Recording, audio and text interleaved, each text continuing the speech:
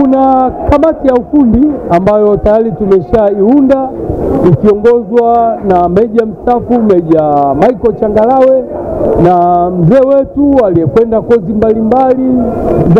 mbalimbali hasa kule Hungary na Ujerumani, mzee wetu Robert Sululu, lakini wakishirikiana kwa karibu kabisa na kocha wa timu ya taifa ndugu yetu Samuel Batman pamoja na mwamuzi Mafuru.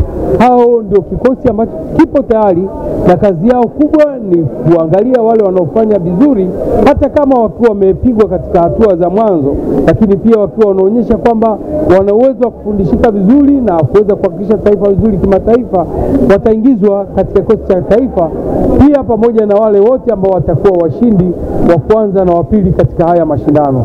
Hiyo ndio njia ambayo tutakayoitumia kuchagua wachezaji, na kikubwa ni hiyo kamati ya ufundi ambayo inaongozwa na meja mstaafu Michael Changalawe. Na mimi nakushukuru sana. Shafii Ali, uzito gani na umri gani? Na 48 miaka 17. Kwa mechi ilikuwa mzuri, sema ndo matokeo ilikuwa sipo nayo.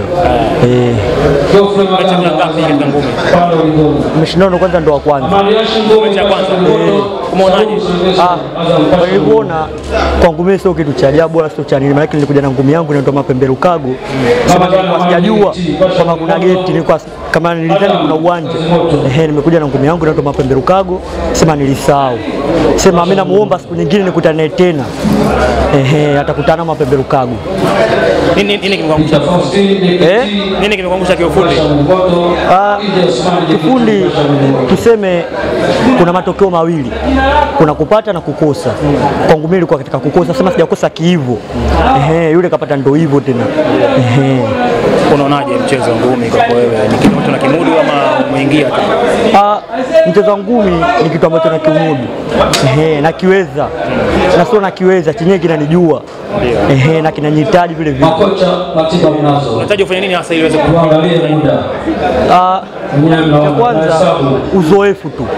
Ni kitu cha uzoefu. Tukizoea tutaweza. Sana.